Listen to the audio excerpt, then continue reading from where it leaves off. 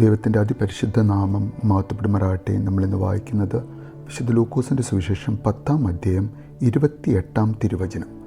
അവൻ പ്രതിവചിച്ചു, നീ ശരിയായി തന്നെ ഉത്തരം പറഞ്ഞു, ഇതനുസരിച്ച് പ്രവർത്തിക്കുക, നീ ജീവിക്കും.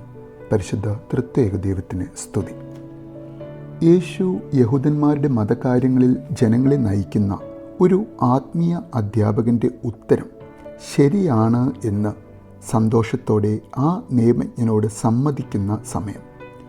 മോശയുടെ ന്യായപ്രമാണം വളരെ നന്നായി പഠിച്ച് ആ നിയമം മറ്റുള്ളവർക്ക് വിശദീകരിക്കുവാനും ആ നിയമങ്ങൾ ജീവിതത്തിൽ എങ്ങനെ പ്രായോഗികമാക്കണം എന്ന് പഠിപ്പിക്കുകയും ചെയ്യുന്ന ന്യായശാസ്ത്രിയോട് നീ പറഞ്ഞ ഉത്തരം ദൈവമായ കർത്താവിനെ പൂർണ്ണ ഹൃദയത്തോടും പൂർണ്ണ ആത്മാവോടും പൂർണ്ണ ശക്തിയോടും പൂർണ്ണ മനസ്സോടും സ്നേഹിക്കണം, നിൻ്റെ അയൽക്കാരനെ നിന്നെപ്പോലെയും സ്നേഹിക്കണം എന്ന ദൈവകൽപ്പന ശരിയാണ്, നിത്യജീവൻ അവകാശമാക്കുവാൻ എന്ന് സന്തോഷത്തോടെ സമ്മതിക്കുന്ന യേശു. ഇതനുസരിച്ച് നീ പ്രവർത്തിക്കൂ, നീ ജീവിക്കും എന്ന് ആ നിയമജ്ഞനും ഇന്ന് നാം ഓരോരുത്തരോടും പറഞ്ഞു തരുന്ന യേശു. ആ നിയമജ്ഞന് തീർച്ചയായും സന്തോഷമായിട്ടുണ്ടാകാം. കാരണം താൻ പറഞ്ഞ ഉത്തരം യേശു ഒരു തിരുത്തുമില്ലാതെ സമ്മതിച്ചു തരികയും തന്നോട് അതനുസരിച്ച് പ്രവർത്തിക്കുവാനും അങ്ങനെ പ്രവർത്തിച്ചാൽ നീ ജീവിക്കും എന്നും താൻ ഗുരു എന്ന് അഭിസംബോധന ചെയ്ത ഈ ചെറുപ്പക്കാരൻ യേശു തന്നോട് പറയുകയാണ്.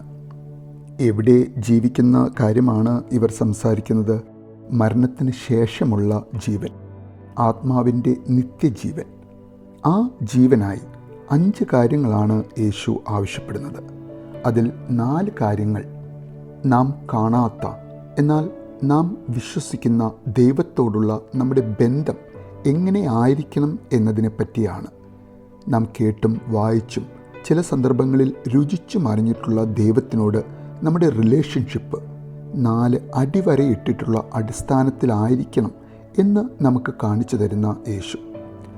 ദൈവം നമുക്ക് സൃഷ്ടിച്ചു തന്ന നമ്മുടെ ബോഡി, മൈൻഡ് ആൻഡ് സോൾ, ഇവയെല്ലാം കൊണ്ടും ദൈവത്തെ സ്നേഹിക്കുക. എന്താണ് പൂർണ്ണ ഹൃദയത്തോടെയുള്ള സ്നേഹം? നമ്മുടെ വികാരങ്ങളും സ്നേഹവും മുഴുവൻ ദൈവത്തിലേക്കാകുന്ന നമ്മുടെ പൂർണ്ണ ഹൃദയത്തോടെയുള്ള സ്നേഹം. എന്താണ് പൂർണ്ണ ആത്മാവ് കൊണ്ടുള്ള സ്നേഹം? ആത്മീയമായി പൂർണ്ണ സമർപ്പണത്തോടെയുള്ള നമ്മുടെ മനസ്സും സമയവും നാം അതിനായി കണ്ടെത്തുന്ന സ്നേഹം. എന്താണ് പൂർണ്ണ ശക്തിയോടെ നിറവേറ്റുന്ന ദൈവസ്നേഹം? നമ്മുടെ പ്രവൃത്തികളും ശ്രമങ്ങളും അത് ദൈവത്തിനായി, ദൈവമഹത്വത്തിനായി ഉപകാരപ്പെടുന്ന സന്ദർഭങ്ങളും സമയവും. എന്താണ് പൂർണ്ണ മനസ്സോടെയുള്ള സ്നേഹം? എപ്പോഴും നമ്മുടെ ചിന്തകളും തീരുമാനങ്ങളും ദൈവ കേന്ദ്രീകൃതമായിരിക്കേണ്ട, ദൈവം ആഗ്രഹിക്കുന്ന സ്നേഹം.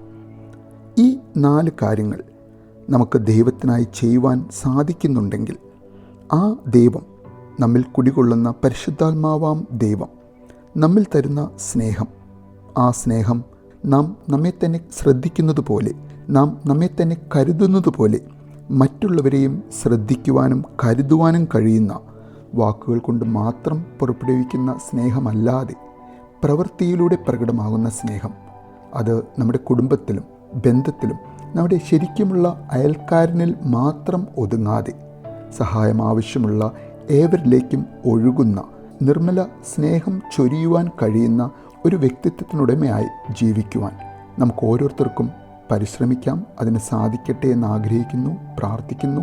നല്ലൊരു ദിവസം നേരുന്നു.